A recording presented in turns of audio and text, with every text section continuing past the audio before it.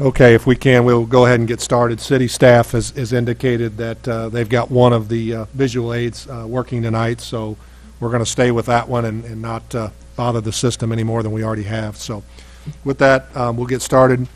This is the November 8th, 2018 meeting of the Jefferson City Planning and Zoning Commission. My name is Chris Jordan, and I'm the chairman of this commission. I would like to remind all those in the audience, as well as our commission members, to please silence your electronic devices. And for the commission members, when you speak, please turn your microphones on and speak clearly and loudly so that this can be heard over the microphones and recorded, as well as those in the audience that come forward. We'll ask you to come to the podium, state your name and address for the record, and speak into the microphone. With that, we will introduce ourselves. We will start with our council liaison. Hi, good evening, everyone. Carlos Graham, City Council Liaison to this commission. Michael Lester. Jack Deacon. Penny Quigg. Ann Stropman, City Staff. Bunny Tricky Cotton. Hank Vogt. Dale Vaughn. Dean Dutoy. Shane Wade, City Staff. Eric Barron, City Staff. Ian Zollinger, City Staff. Sonny Sanders, City Staff. Brian Wolford, City Staff. Anna Nanoski, City Staff. Thank you. The City Code authorizes 9 regular members and 3 alternates. Alternates are designated to vote upon the absence or disqualification of a regular member. A quorum of 5 members or alternates is necessary to conduct business. This evening, the regular members will be Bunny Tricky Cotton, Jack Deacon, Dean Dutoy, Michael Lester, Dale Vaughn. Alternates tonight will be Hank Vogt and Penny Quigg. Our regular members that will not be here tonight is Michelle Mahoney, Blake Marcus, and Chris Yarnell. Is there anyone on the commission tonight that will be disqualifying themselves on any voting item? Seeing none, then those present, should we read them off again? Will be voting tonight will be Bunny Tricky Cotton, Jack Deacon, Dean Dutoy, Michael Lester, Dale Vaughn, Hank Vogt, and Penny Quigg. I'm going to have a call for cases. If someone would just raise their hand or gesture so that we know you're here to represent the cases we have tonight. Our first case is case number P18024, the 2700 block of Route CC. It is a rezoning. Is there someone here to represent that? Thank you. Case number P18027 is the South Side Neighborhood rezoning from RA2 to C2 and RD to RS4. I believe that would be city staff. Thank you. And then our last case is case number P18028. It's a preliminary and sketch subdivision plat for Pringer Ridge subdivision on Sardonyx Drive. Is there someone here for that? Thank you. Do we have any requests for continuance? No. Okay. Is there any reason to reorder the agenda? No. Okay. Ian, if you would, please read the format and hearing and order of testimony, please. Thank you, Mr. Chair. I would like to briefly describe the procedures of the Commission. The proceedings of the meeting are being recorded, so please step forward to the microphone when you speak and give your name and address for the record. The standard order of each case is as follows. After introduction of the request by city staff, the applicant or their consultants will provide information on the request. The opening presentation by the applicant shall be limited to 10 minutes unless additional time is granted by the Commission. The applicant shall have 3 additional minutes for closing testimony if requested. We will then ask to hear from supporters of the request. We will then ask to hear from opponents of the request, and we will then ask to hear from anyone else who wishes to speak on the request. Testimony shall be limited to 3 minutes each unless additional time is granted by the Commission. City staff will then make their recommendation on the request. In order to reduce the time necessary to hear an application, reference to printed material, including staff reports and applicable findings, shall not be read into the record unless directed by the Commission. The Commission will close testimony from the floor. The commission will then discuss the proposal, then publicly make its determination with reasons. The form of the motion shall be positive, that is, the motion shall be made to accept the request as presented, or with modifications, stipulations, or conditions. A final vote will be taken with ayes in favor, nays opposed. The chairman shall announce the results of the vote, specifying the number of votes cast in favor and the number of votes cast against. The following documents are entered as exhibits for all items under consideration at this meeting: the City Code of the City of Jefferson as amended, the Comprehensive Plan and Land Use Map, copies of applications under consideration, a list of property owners to whom notices were sent, the affidavit of publication of the public notice in the newspaper, copies of drawings, plans, and/or renderings under consideration, letters of memoranda from staff, staff reports, minutes of proceedings, correspondence or other materials submitted by the public or the applicant, rules of procedure for the City of Jefferson Planning and Zoning Commission. These items are public record and available for inspection in the Department of Planning and Protected Services or through the Office of the City Clerk. Please be advised that any items that are presented, distributed, or otherwise received pertaining to the cases under consideration become property of the Commission. This includes any photographs, drawings, petitions, and letters. Thank you, Mr. Chair. Thank you, Ian. Appreciate that. Next, we will move on to the adoption of the agenda. I think city staff mentioned there's no need to reorder it, so when someone is ready, I will entertain a motion. Move to- Second that. We have a motion and a second. Is there any discussion? All in favor? Aye. All opposed? That motion carries 7-0. We have the minutes from our regular meeting of October 11th. Ms. Ann has provided those to us, so when you've had a chance to look through them, I will entertain a motion.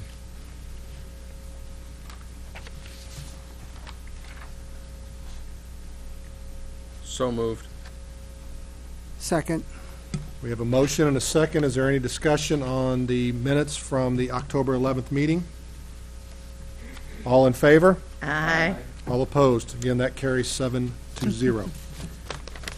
We do have some correspondence regarding the cases. I believe it was the same correspondence that we received last month for the case number P18024, the rezoning on Route CC. I believe staff has provided that in our packet once again.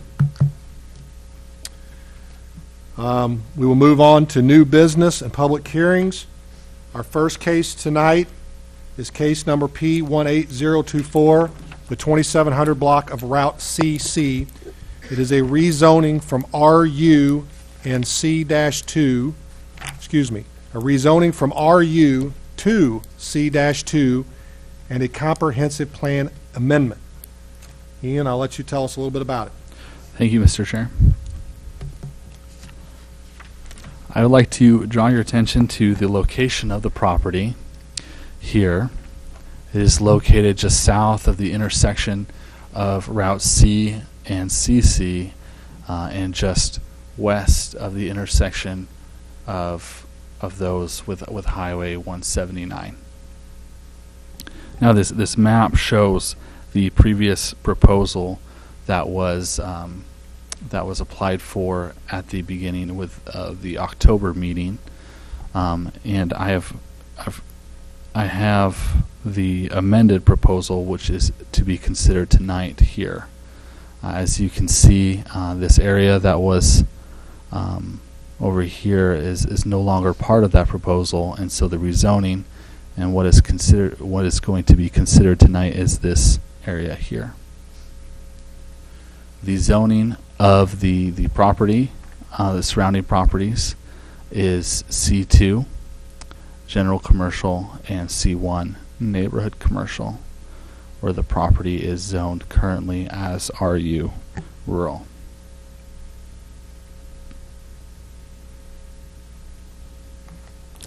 And here is a photo of the property closer so you can see. And the applicant is here, and so is their consultant if you have any questions. Yeah, the applicant is also the owner of the neighboring property here as well, and they'd be happy to go over that with you. Thank you. Anything else, Ian? All right. Do any of the commission members have any questions for Ian at this point? Shane, I'm assuming since this is a rezoning, you have no comments at this point? I do not. Okay. Once again, I'll ask, is there any questions of city staff? If not, we will ask the applicant to come forward. Is there someone here that would like to present this case? If you would, please state your name and address for the record. Thank you, Mr. Chairman. My name is Paul Sampson with Central Missouri Professional Services, 2500 East McCarty Street, and I am here tonight to represent Mr. Rick Pinot and Green Horizons Garden Center, who is the applicant in this case. Mr. Pinot is under contract to purchase the property that's on the screen, and I will note I did hand out a color exhibit that's nice and big and blown up, so hopefully everybody can see what the proposal is. The proposal is to rezone 2.7 acres approximately from RU to C2. And as Ian said, when we originally submitted, or Mr. Pinot submitted his original application, it was to rezone approximately 6 acres, which also included a little chunk off to the south of the existing property. There was years ago, there was a division of property that took out where this existing house is. The Leshes sold that property for a home years ago, so that left them with a little bit of a unique shaped property with a large piece up here, another large piece down here, and then a 35-foot wide tract in between, just so that they would have access to that. So Mr. Pinot's contract with the Leshes to purchase the property is for that 35-foot strip, which is adjacent to his existing Green Horizons Center, and then the remainder of that 2.7 acres would be up here. The reason that we reduced that the scope of the zoning proposal is after we received the comments during the posting of the previous meeting. There were some concerns from neighbors about the rezoning and the commercial nature, so that's why we eliminated approximately 3 acres from Mr. Pinot's proposal. Green Horizons has been in operation at this location since about the mid-1990s. When the Highway 179 extension was constructed in the early 2000s, the character of this area was changed significantly. During that transaction, or that project, Mr. Pinot lost approximately 9 acres of ground when the highway was constructed. His property originally went out basically underneath where the highway and where the interchange ramps are at now. So that was a big loss of property for him, and significantly changed how his operation was configured. Since that time, and maybe even before, he had always looked to purchase that property to the west.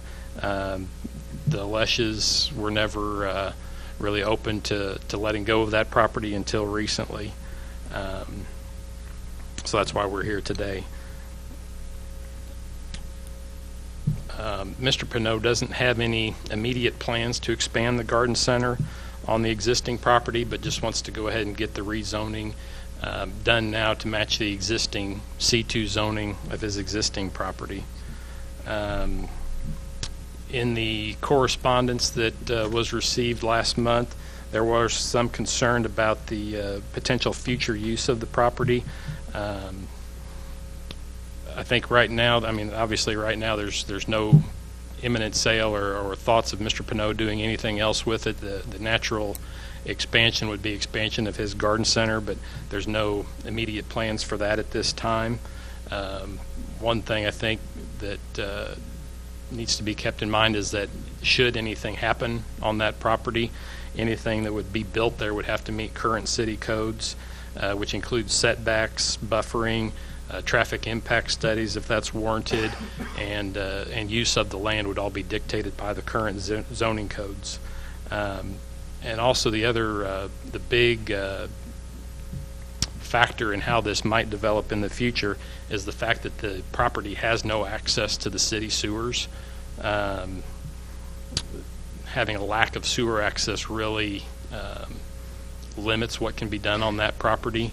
The existing sewer line is located down here, approximately next to this residential subdivision, and it's about around a half a mile to get to the closest sewer line. So that would have a big impact on how this property could develop in the future. With that, I would answer any questions you might have. Is there any questions for the applicant from the commission members at this point? Does he have any future, is he, the sliver of land, of property there, is that going to stay, or will that be, because that's kind of acts as a buffer between the property that butts up to it? Well, he will be purchasing that 35-acre strip with this proposal. That would be zone C2. With the adjacent property here is currently zone C1, so there is no buffering requirement between a C2 and a C1 zoning. And I don't know if we've got I think my exhibit shows where that C1 zoning line is, so there would be a buffer requirement that would take place in this area against what's existing is zoned RU, so there would be a buffer in place But there is no actual guarantee that buffer behind the, because I mean, I know why it's C1. It was C1 because the previous owner had a copier business that he operated out of that property. Correct. So therefore it's C1, but now it's currently a residential property. There is no business there. So in reality, that strip of property, he could remove all of those trees and they would be exposed to that green horizons, basically. That is correct, and I don't know the owner of that property, and we haven't discussed it with them, but if they want to maintain that as a residence rather than a commercial use, my suggestion, and I think Eric would give them the same suggestion, was if they want to use that as a residential use, if you rezone that residential, then that brings all those buffer requirements back into play on Mr. Pinot's property. Is there any reason why he didn't go with I mean, I know the reason, but is there any reason why he didn't look at doing a PUD so that, you know, I mean, I get it, there's no current plan to develop, but once it's zone C2, he can do whatever is within that zoning requirement. That's true. You know, in this situation, without a plan, a PUD zone really doesn't do anything for you. Like I said, the fact that it's on the corner of the interchange, I mean, that's really a C2 zoning area, accessed directly from two highways and frontage on a third, with the highway ramps. I mean, that's really an ideal commercial zoning area. Right. And given that the residential area on the other side of CC, you know, that the road kind of creates that buffer there between the commercial use on one side and the residential on the other side. And right now, CC is the city limit line. Okay. All right, that's all the questions I have. Paul, you did say that sanitary sewer is almost cost prohibitive to reach, correct? It's a long way to get there, So yeah. someone really have to have a reason to put something commercial there. That'd be correct. Outside of what he's already doing, water usage for as far as bathrooms and things like that for establishment like his is pretty minimal. So I'm assuming he's got a lagoon out back someplace. So anything with a real high traffic volume, water usage, or anything like that, you'd have to bring either bring the public sewer up to it or spend a lot of money to put an on-site treatment on it. Any other questions for the applicant from city staff? Excuse me, from the commission members? And Mr. Pinot is here if anybody's got any questions for him that I haven't been able to answer. Okay. as far as his operation goes. Is there anything else he wants to state at this point? I don't think so. Okay. Thank you. Thank you.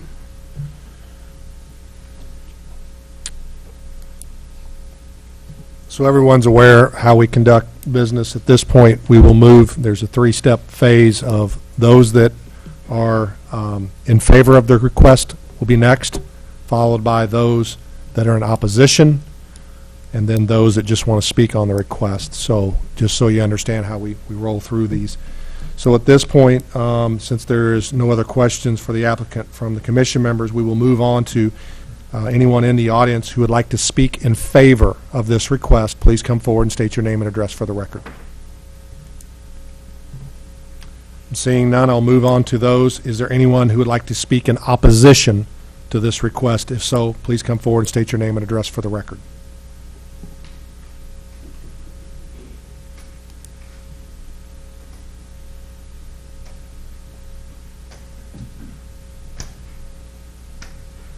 Hi, how are you? Good. How's it going? Do you guys mind stating your name and address for the record, please? My name. Sorry. Sarah and Andy Kane and 2715 Route CC. We're the resident in the property below the. Yeah. Do it one more time for us, please.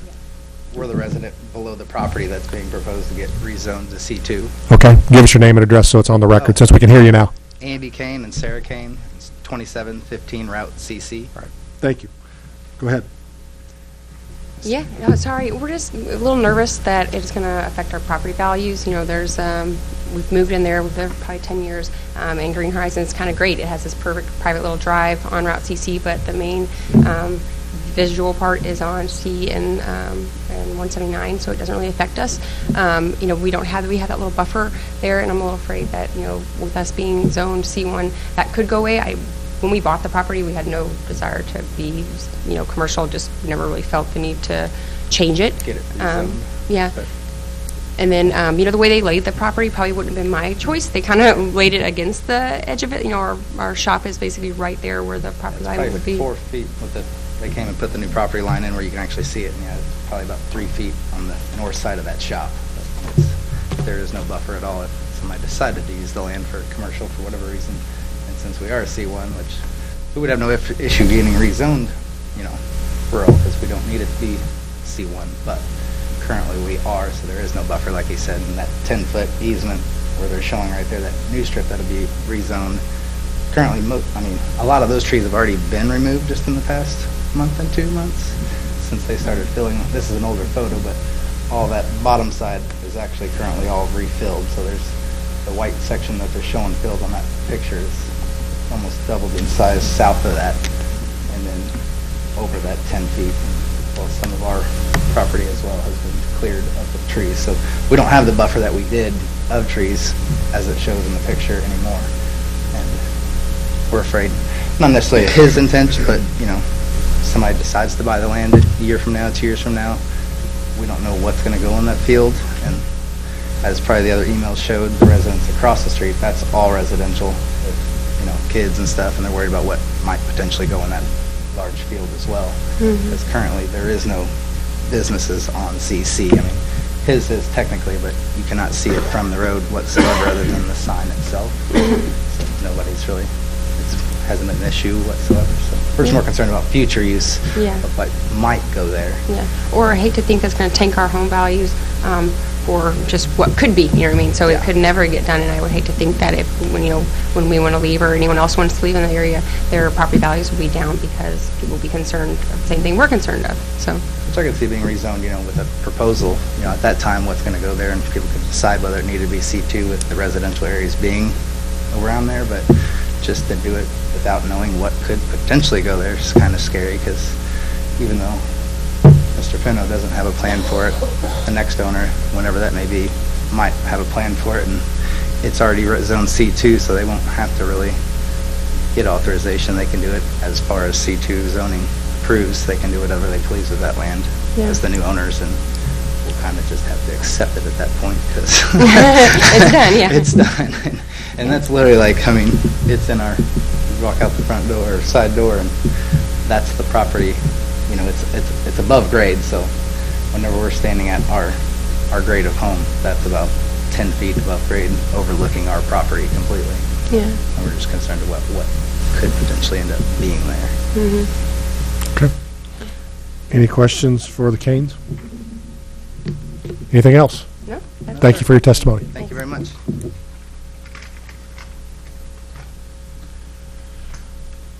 Again, I'll ask, is there anyone here this evening that would like to speak in opposition to this request? Please come forward. I'm seeing none. Lastly, we'll ask, is there anyone who would like to speak on this request? If so, please come forward. Seeing none. At this point, we will close public testimony. Ian, we will ask for your staff report. Thank you, Mr. Chair. While the intended use, and this is to be in two parts, because there's two things to be considered: the comprehensive plan amendment and then the rezoning request as well. So I'll read our report on each individually. For the comprehensive plan amendment, while the intended use of the property is currently low-density residential on the development plan map of the comprehensive plan, the property is immediately adjacent to an intersection of a state highway, Route CC, and Route C, and also Highway 179. A redesignation of the property to commercial would be a logical expansion of the commercial designation in this area, and the change would not be a major change in the intended use pattern for this area, and staff recommends approval of the request to amend the development plan map of the comprehensive plan to show the property as commercial. And the requested zoning commercial for the rezoning request. The requested commercial zoning would be a logical expansion of the adjacent property. The commercial rezoning would not appear to create any major land use conflicts, and staff recommends the approval of the request to rezone the property from RU to C2. Thank you, Mr. Chair. Thank you, Ian. Do any of the commission members have any questions for Ian or other city staff at this point? Maybe a piece of clarification for me. The Kane property, as mentioned, is zone C1. It actually kind of sounds like they were interested in a rezoning opportunity. Obviously, they would need to come to city staff and ask for an application and move through the procedures just as kind of this applicant has done tonight. I guess it would really be which comes first if this rezoning is approved and Mr. Peno would decide to clear the area or something like that. Potentially there may not be a buffer, correct? And I'll try to address a number of items here with my response to that question. First is to confirm what Commissioner Vaughn had stated, that the reason that the property is zoned to C1 is that was the zoning that was applied at the time of annexation. I was here and processed that case at that time, and I recall that specific property is kind of a lone island of commercial zoning out there.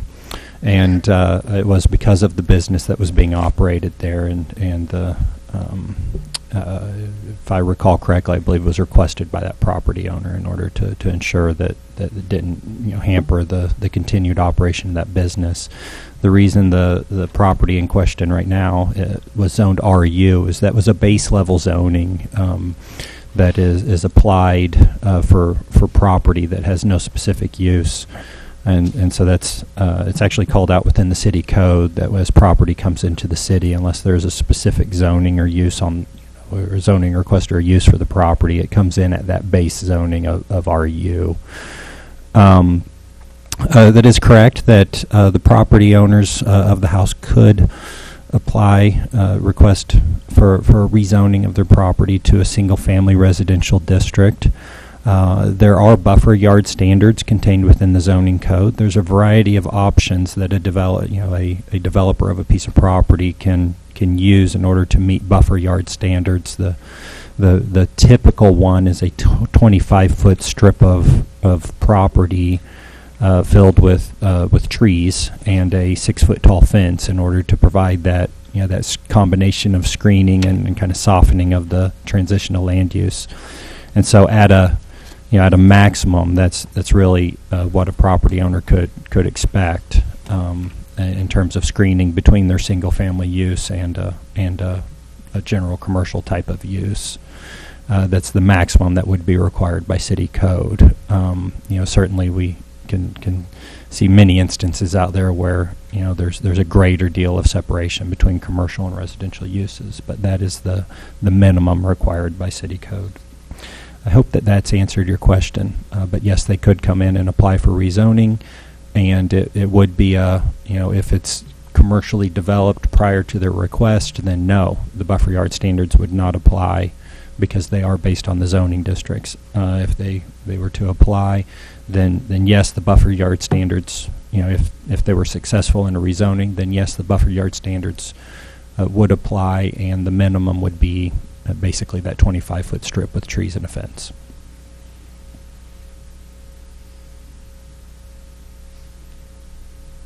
Okay, thank you. Any other questions for city staff from the commission members?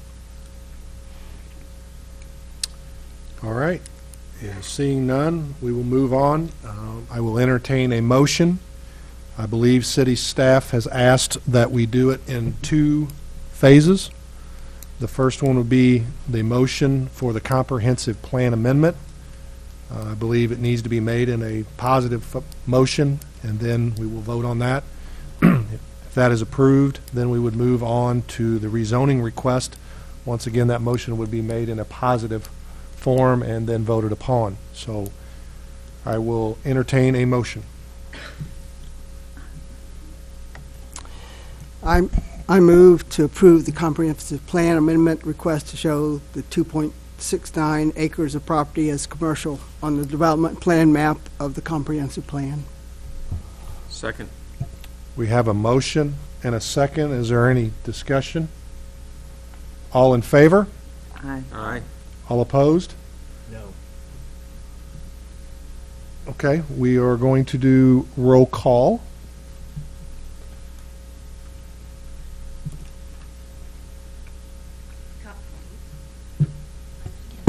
Cotton? A. Deacon? No.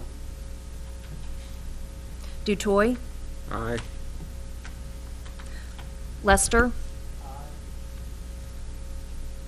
Vaughn? No. Vote? Aye. Quigg?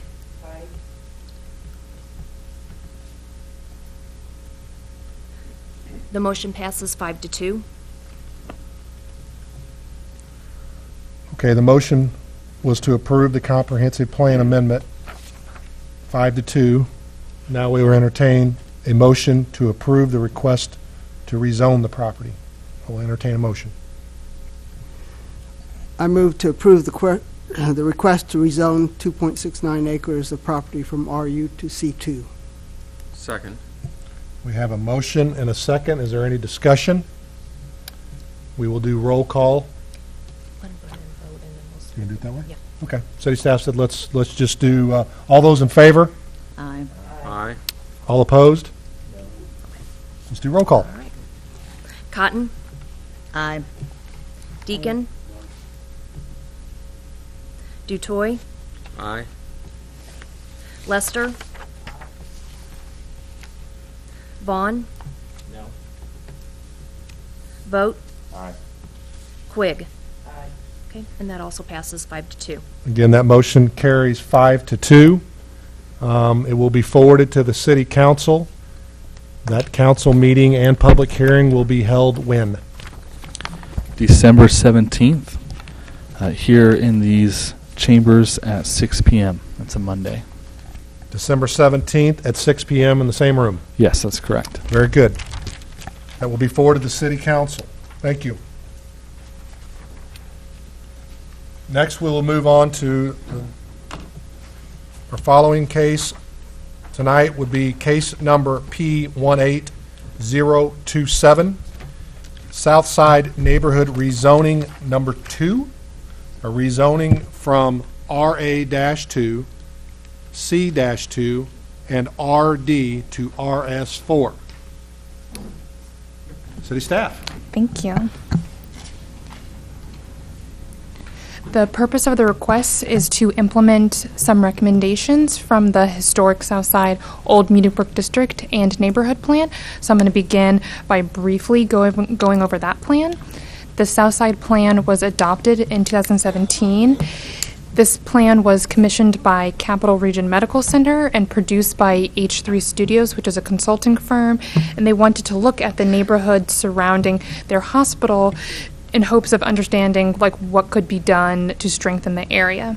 The combination of professional analysis and extensive public input that was incorporated into the plan, it helped develop the goals and implementation strategies that were inside that plan.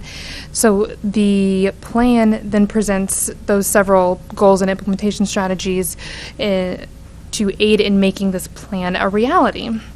One of the components that we specifically care about tonight that is relevant to the zoning proposal is the recommended land use plan. This map illustrates the recommended land use for the whole study area. This is an important component because when you have appropriate zoning and land use designations, it acts as a puzzle piece to guide development and in implementing those strategies that were presented in the adopted plan.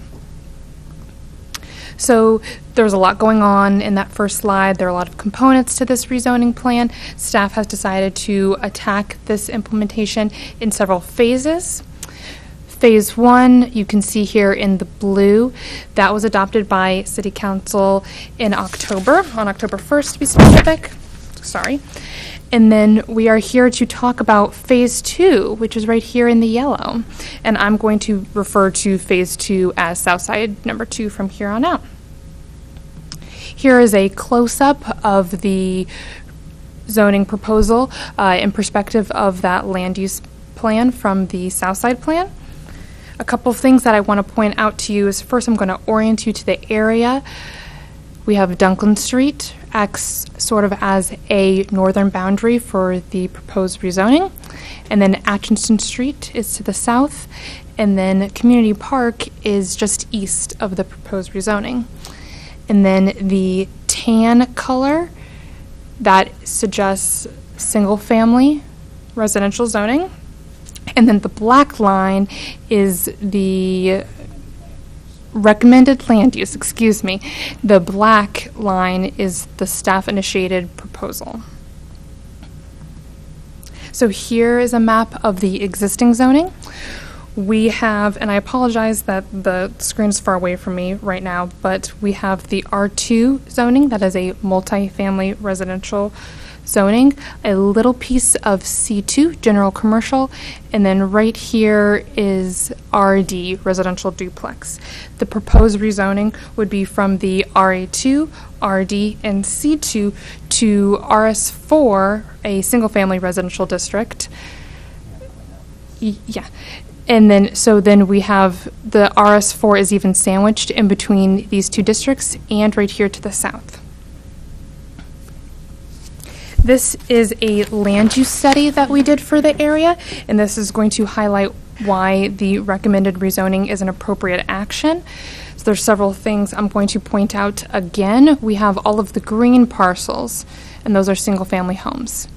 The red parcels, which are single-family homes that have been converted into multifamily units. And then there are little bits of this wine color and the blue, which are multifamily structures that were built for that purpose. Here's a look of the rezoning plan. Again, the proposed rezoning is from RA2, the C2, and the RD to RS4. Similar single-family residential. Similar to the first Southside rezoning, this is a predominantly single-family neighborhood and a multifamily zoning district. The proposed rezoning would bring the existing single-family homes into a proper zoning district reflective of the existing conditions, and the proposed rezoning would also prevent any further conversions from single-family homes to multifamily dwellings. Spatially, this rezoning is a little bit more complicated than the first. We have this apartment complex on Ashley. It is a 5-unit building. This apartment complex on Dunklin, it has 4 units in it, and there's also a small auto detail shop on the corner of Monroe and Ashley. Thus, small areas of the rezoning proposal are proposed to remain in a high-density residential district to protect their existing use. The same goes for the property on Monroe and Ashley. It is proposed to remain in its C2 district to protect existing use. So the key impacts for this rezoning, I'm going to go over, this is a lot of text, but bear with me. All of the existing conversions, they can continue their existing use. Rezoning the area would not force them to immediately change what they are currently doing.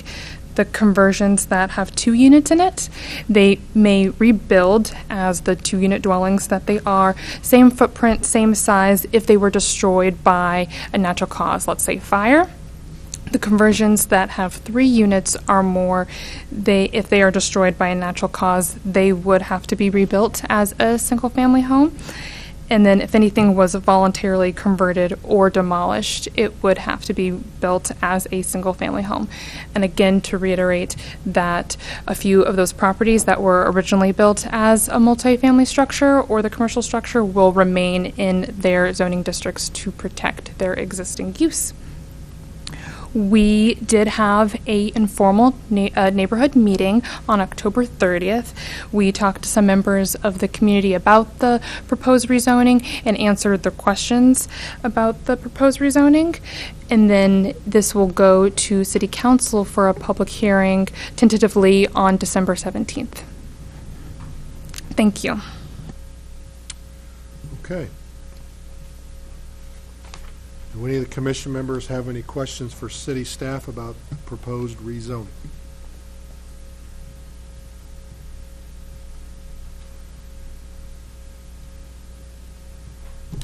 Seeing none, we will move on and say, is there anyone in the audience who would like to come forward and speak in favor of this request?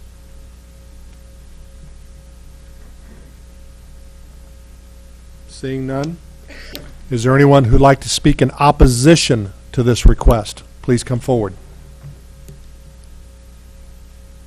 Seeing none. Is there anyone who would like to speak on this request? Please come forward. If you would, state your name and address for the record, sir. Good evening, everyone. My name is Pastor Shaughnessy Johnson. I pastor the Bible Way Community Church at 900 Monroe Street. Okay. All right. So it's our understanding that the hospital has commissioned the study that's proceeding in phases, and we're at phase 2, correct? What's the proposed phase 3? Where would what area would that affect? As we stand right now, we are not affected by this proposed zoning, but my concern is we're just south to the southwest corner there. On the corner of Monroe and Atchison. And so my concern is, what's the proposal going forward? We don't have a mapped out, written out plan, but we do have an intent to develop a community center there in the neighborhood, so we're just so concerned about the potential cause and effect there. Okay, I'll let city staff address. As they mentioned, there's 5 phases to this, and I'll let them address where they are and if they would affect your property. So. Yes, and this particular slide showing 5 different phases is really only dealing with the zoning, the rezoning plan that staff has prepared to implement the land use recommendations of the neighborhood plan. There's a lot of other things contained within the neighborhood plan, including certain recommendations on parks improvements, corridor improvements, including a 2-waying of Monroe Street, and it's a very detailed plan with a number of components, not all of which fall within a planning and zoning, department realm for implementing. Even housing and things that are really more oriented on a neighborhood level. There's a movement to enact a community.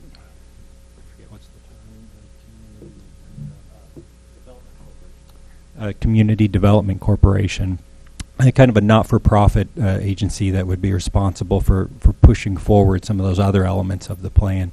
But as far as the rezoning elements, none of the rezoning plan would affect the property of the church. We're on the number 2 within the rezoning plan.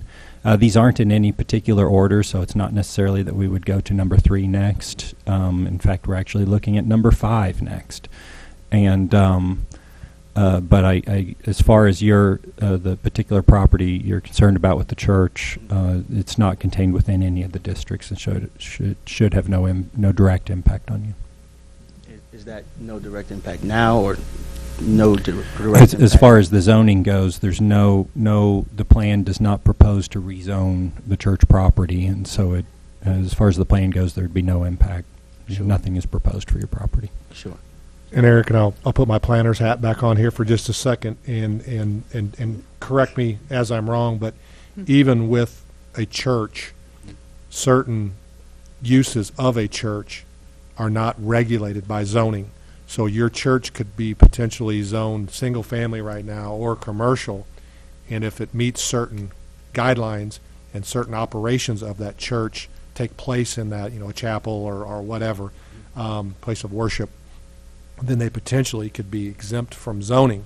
That doesn't exempt you from health, safety, welfare, parking, things like that. Sure. But once again, if your church is currently zoned single family or commercial, if you wanted to expand it and it met certain requirements, the city zoning just really doesn't even exist in a sense. Sure. If that makes sense. Is that a fair statement, Eric? That is mostly correct. Churches are protected under state law in terms of being able to locate anywhere. I still have to meet all the other normal requirements of the code, but there's no zoning district where a church is prohibited. And is there I know we spoke briefly, a copy or some where I can acquire the plan that the hospital has put forward? Yes, it is available online, and we can direct you to how to access that online, perhaps after the meeting. Sure. And the other thing that I would suggest is as your church decides what they're going to do is obviously get with city staff, so you don't get the ideas of what you want to do and then they tell you, okay, well, you need parking or you need buffer zones or whatever, things that we've already talked about tonight. But all good things to work forward to. Thank you. All right. Any other questions? Mr. Chair, may Yes. I add something? Sure. I know there's been discussions at the Public Works and Planning meeting about implementing one of the infrastructure projects, and that would be improvements to Monroe Street all the way down from the U.S. Highway 50 all the way down to Stadium, I believe, and a lot of that would be sidewalks and more amenities and things like that. So when you do look at the plan, you may also want to keep your eyes and ears open for actions coming out of the Public Works and Planning Committee regarding, I think they're talking about just design right now, but that would be something that would be literally in your front yard of your church. Sure. And this current plan, was it sent out to the local community? I was deployed, just recently returned a week ago, so I may have missed some correspondence. There was an extensive, the plan or this current rezoning proposal? The plan overall. Okay. There was an extensive public involvement process and period that was undertaken by the planning firm, and a significant number of people across the community, stakeholders, and including property owners and residents within the neighborhood were involved in that plan. So and yes. Was it to all property owners or just a selective? I don't know the details on that, but I know that there was a very extensive public involvement session. I can't attest to it, but I'm pretty sure that they mailed to all the property owners in the area at some time. And that was undertaken about a year and a half ago. Whenever that planning process was under. So my concern is, we didn't receive any correspondence, and so I don't know if maybe there's addresses are mixed up or anything. Is there any way we could correct that? Like a year and a half ago, correct. You didn't receive. Honestly, that was undertaken by a private consulting firm that mailed out notices and did that in conjunction with this whole planning process. I honestly don't know how. I can't respond to that. That was They can give you the information after, and you Sure. can potentially contact them. Sure. And get all the information. The other thing that city staff does when they do rezonings is they send out notification to all their property owners, and hopefully you got that notification for tonight. But the way they do that, and Eric, again, and correct me if I'm wrong, is they take public record. So they go to the county courthouse and what's on record of what the property address is versus what the mailing address is. So, you know, if your property address is 123 Smith Street, but it's being mailed to Sure. 123 Jones Street, Right. or if that has ever changed within your church or who it needs to go to, you need to check with that. It should be with the recorder of deeds, I would assume, or the assessor of where your it's usually where your tax bill goes. Yeah, it's the assessor's department. If I recall, I think it was postcards that were mailed out whenever that process. Again, that was something to the effect of a year and a half or more ago. Sure. Whenever I'll they definitely, originally check went through with the that. clerk to make sure that we didn't just misplace it or something. Yep. But I'm Eric, pretty sure I would have been notified. Can I ask what your concerns might be? Well, as I was talking earlier, we plan to put a community center there, and my concern is with the hospital, obviously, doing whatever it is they're planning to do. They've kind of leapfrogged our property, and now this plan is just adjacent to us. My concern is, you know, what was the reasoning for them leapfrogging the property? With us being adjacent to the hospital, is there some plan for what's going on just right there adjacent? Will we be affected in the future? How will it affect us in the future? I know of nothing contained within the plan that would affect the construction of utility, or what you mentioned there. I know of nothing within that adopted plan that would affect your intentions there. Yeah, so Eric, I think I asked a similar question last meeting when we presented this, and basically you indicated that those areas in between basically are already zoned appropriately. So I'm trying to address Sure. the issue of leapfrogging. I don't, you know, it's so those in between areas and where the church is, I guess, is already zoned single family. Yeah, I mean, the plan has no recommended changes for the church property. So again, I see outside of, the intent to turn Monroe Street into a two-way street, I know of no impacts on the property. All right. Thank you, sir. Appreciate it. All right, is there anyone else in the audience who would like to come forward and speak on this request? I'm seeing none. At this point, I will close public testimony. Anna, do you have a staff report for us? Staff recommends approval of the proposed rezoning.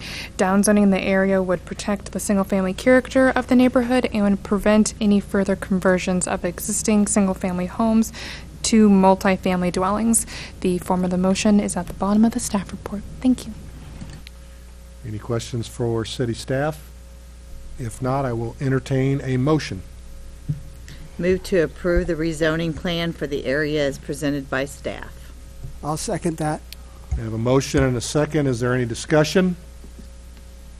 All in favor? Aye. All opposed? Motion carries 7-0.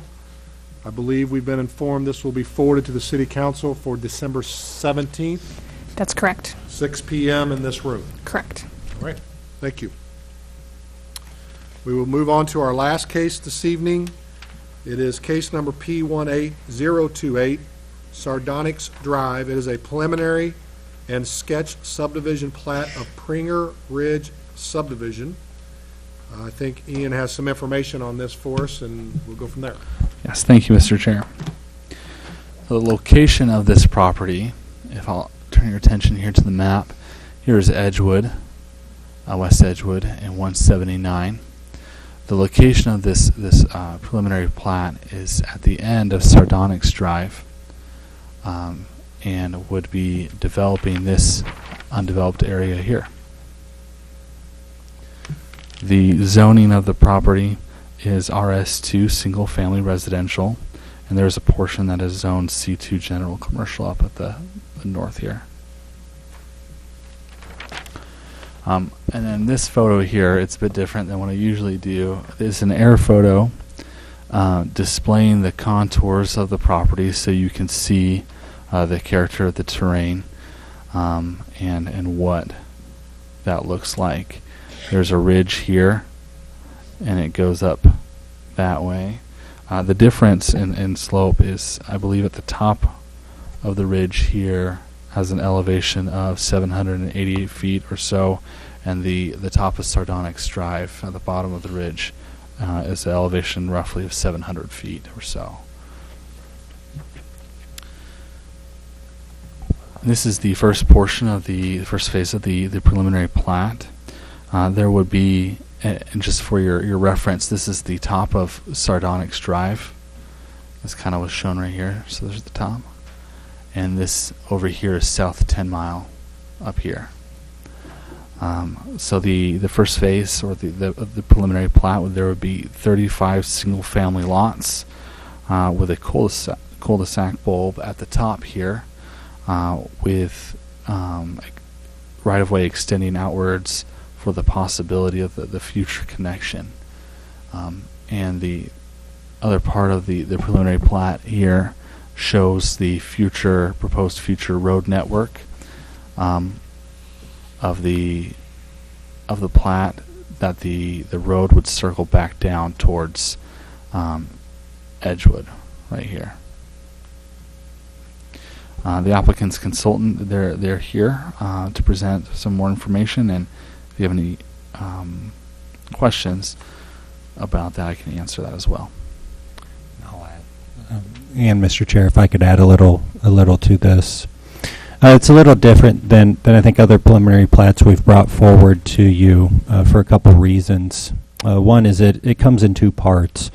The first slide that Ian showed, or the first plat drawing, is actually what's proposed. That is the intended development for the property. And then the second slide, its purpose is solely to show the future road layout and how that is planned to lay on the property, and how roads in the area would connect. That is a very important feature of preliminary plats. In fact, I feel that it's the most important item of review for a preliminary plat by this body, is how the road network is going to lay not only on the property being developed, but on surrounding, how it's going to connect into the rest of the property, be it developed or undeveloped around it. The second reason that this is a little bit of an odd one coming to you is that it's coming. You'll notice that we had no staff report within the packet, and the reason for that is they met the statutory deadline for a review, bringing a preliminary plat forward to the Planning and Zoning Commission, which is laid out in Missouri state statutes, is 15 days prior to the meeting. But that was not a sufficient time for city staff to review the details, to do the necessary review of a preliminary plat. So there's a lot of things that the staff are still looking at. We're communicating with the consulting firm on the details of the plat, but at the same time want to bring this forward to you and present it, so that you have a chance to look at the basic layout, the road layout in reality. And certainly be willing to, or would be receptive of any comments or concerns that you have regarding that general road layout, as well as any other concerns you might have on the layout of the specific subdivision lots, etc.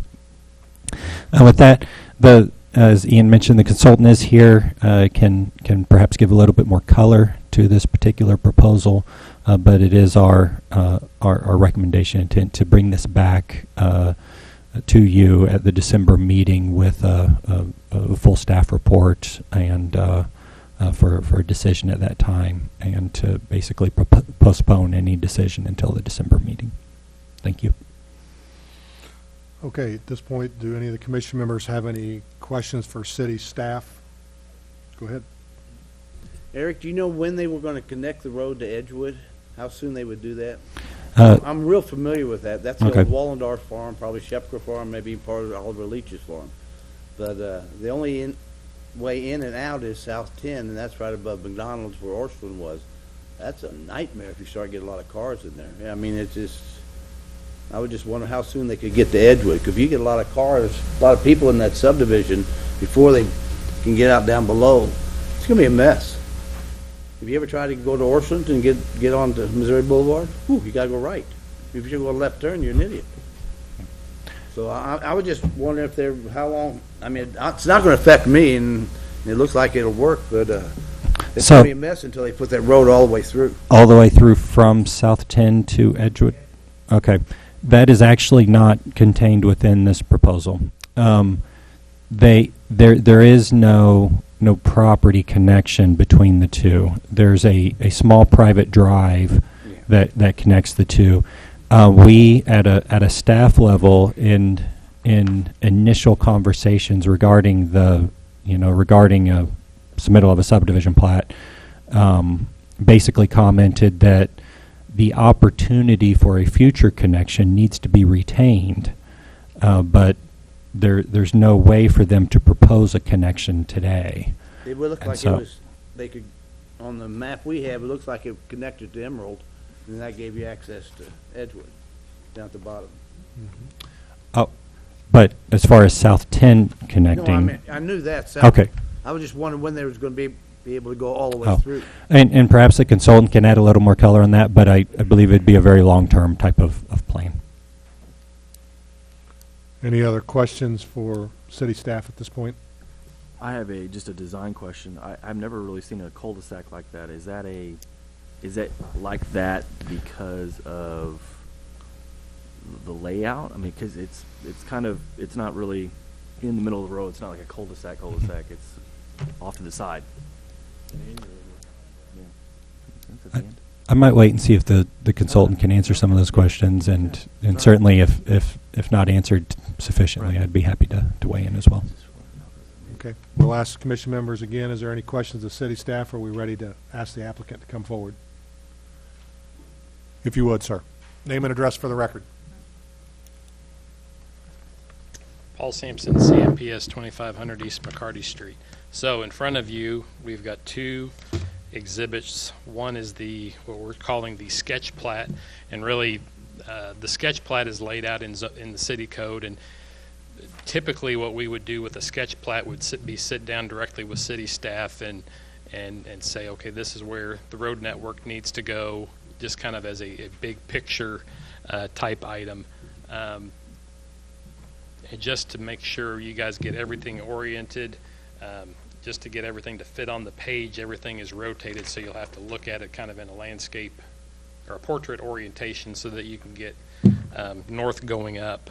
Kind of the big picture, Joe Sheppers is the current owner of the property. He owns approximately 86 acres, basically from the Diamond subdivision going east to 179, almost all the way north to South 10 Mile Drive, and all the way south to West Edgewood. There's a few tracks in there.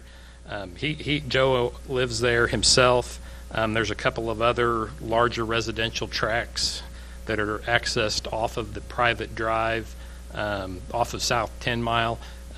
Unless you know what you're looking for, you're not going to find that road. It's basically not much more than a cow path, really, but it is chip and sealed at least. I think maybe there's about a half a dozen houses down that drive. So Mr. Sheppers is the owner of the entire 86 acres. We've worked with him several times over the last several years on different layouts and things like that, and he's never really had a lot of interest in developing the property. Ryan Pringer has an agreement with him to purchase 24 acres more or less, and it would be the northwest corner of that 86 acres from Mr. Sheppers. Ryan Pringer has an agreement with him to purchase that to develop this subdivision. So the area that Ryan would be developing is, like Eric said, 35 acres. And it would be an extension of Sardonyx Drive. Right now, Sardonyx comes up, dead ends. There's no hammerhead. There's no turnaround. It just stops. Clearly, and I don't know that any of the preliminary plats with the diamonds ever showed it, but clearly it's intended for that to go someplace. As we look at the development, and going to your question, Dale, about the configuration of the bulb, really the reason that it's like that is that Mr. Shepherd has no intention of developing his part of the subdivision or the remainder of his property. The sketch plat is really laid out only to show where this road might go in the future. While Eric said, and planners like to connect things together and have connectivity between developments, back to Mr. Deacon's comment, in this situation, you don't want, from a traffic engineering standpoint, you don't want to connect to South 10 Mile Drive, because that is a nightmare. So that is the intent of the sketch plat to show, is that the intent is not to connect to South 10 Mile Drive, that the intent is to circle back around and eventually make your way back to West Edgewood. That makes a loop through the property, 2 ways in and out. All should work well, but the intent is definitely not to connect to South 10 Mile Drive. So the reason the bulb is situated the way it is so that provides a cul-de-sac. So trash, snow plows, mailman, everybody's got a place to turn around, because it may be a while before that extension back to West Edgewood gets done. Let's see. Did I get all the questions answered so far?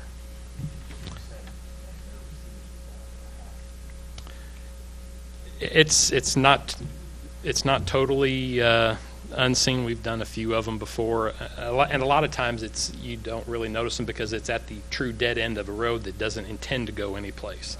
Well, in this situation, that we want the road to go someplace down the road, but we want to provide that turnaround for now. So really, whenever it should the road continue down in the future, basically you would just have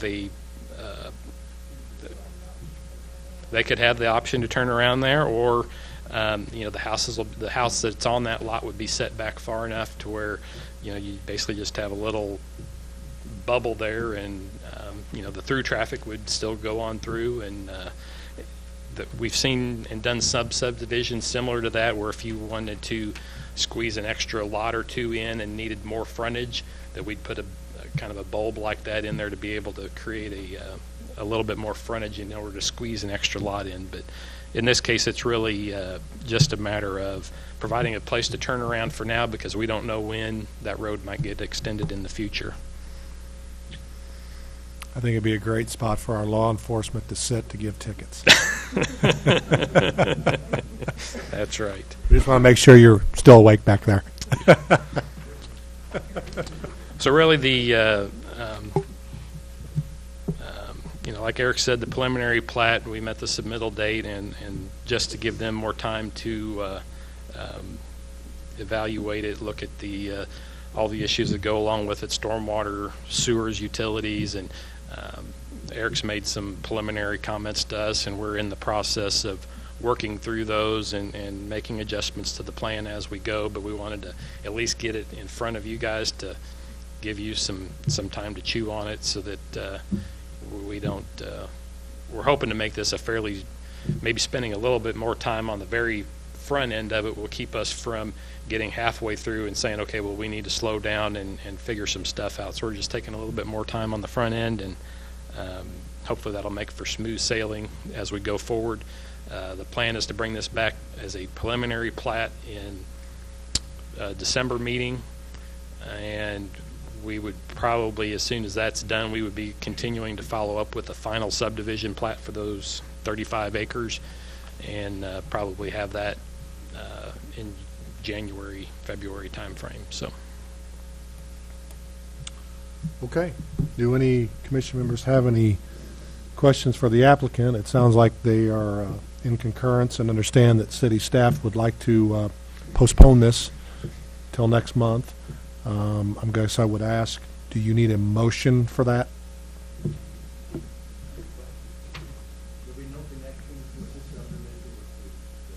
No? No. Nope. So those half a dozen houses would continue to access from, I forget, Weathered Hill Road, I think is what it's called, and that's a private drive. So they would continue to access from that, and we would make sure that the connectivity, that there's really, you can't get around to get to that private drive from the street extension, because like you said, South 10 intersection with Missouri Boulevard is a nightmare, and we don't want to do anything to make that any worse. So, Very good. Is there any other questions from the commission members for the applicant? Thank you, sir. thank you. With that being said, we've been informed that we do not need to make a motion to postpone it. Correct. Just a general concurrence to postpone it to the next meeting. You know, it's not a public hearing item, although at the top of every Planning and Zoning Commission agenda is that all interested parties will have an opportunity to be heard. So we generally take public comment on subdivision plats.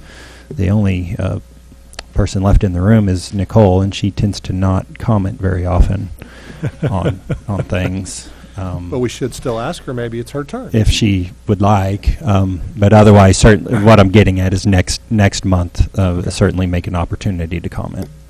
I guess the way I'll propose this to the commission members, then, unless someone has an objection, we will postpone this request till next month's meeting. If, in the meantime, anyone has any comments or concerns about the layout or anything like that, I'd please ask that you forward that to city staff. And they would obviously get that back to the consultant. So with that being said, we will move case number P18028 to next month's meeting, which will be December, second Thursday of every month. December 13th. December 13th, 5:15 in this room. That's correct. We will do that. Next, we'll move on to other business, updates on prior cases from city staff. We do, so I do try to give updates on actions by the City Council on the matters that are forwarded by the Planning and Zoning Commission. The last case that was voted on by the City Council was the 3410 Sherman's Hollow PUD, a pair of residential duplexes that were proposed with the PUD plan. City Council actually voted 6-4 to deny that plan. I think that there was some contact with various City Council members after that decision. The council at their so that the initial vote was on October 15th. At their November 5th meeting, City Council brought forward a motion for reconsideration of that case and voted 9-1 to actually proceed with a reconsideration of their decision on that case. Whenever that occurs, we go through a new public hearing process at the City Council level, and so Planning Division staff are going through that process, which includes remailing notices to surrounding property owners within 185 feet, reposting the property, new legal notice, but it's only for a public hearing at the City Council level. That public hearing is scheduled for December 3rd at the City Council at 6 p.m. in this room on that case. So that is the only case I have to report on. Any questions from the commission members about that? Being interesting, kind of fun, a little different. Yeah, okay. We'll move on to the adoption of the 2019 P&Z meeting schedule. Anything we need to know besides the second Thursday of every month? It falls on Valentine's Day in February. Marriages or childbirths or anything that you need to know about? The February of next year, it's February 14th is the second Thursday of the month. So it's a Valentine's Day meeting. That is the only thing I have. Important day. It's happened a bunch of times. That's for amateurs, guy. Your wife shouldn't even know Valentine's Day was there. You should be handling her. No. I know. I personally try to celebrate it a different day. Actually, well, that's the only thing. No, it's second Thursday. Excuse me? Well, maybe we can make a motion if Mr. Vaughn has a girlfriend by then. If there is anyone in the audience that could help him with that as well. They send me an email. I guess with that being said, are you wanting to proceed with a... I move to approve the 2019 meeting schedule. We have a motion and a second. Any discussion or changes? All in favor? Aye. All opposed? Carries 7-0. Any other business? Anything from our commission members this evening? Appreciate everyone coming. Appreciate we had law enforcement here tonight. Appreciate your time. We will be adjourned. Everybody have a good evening.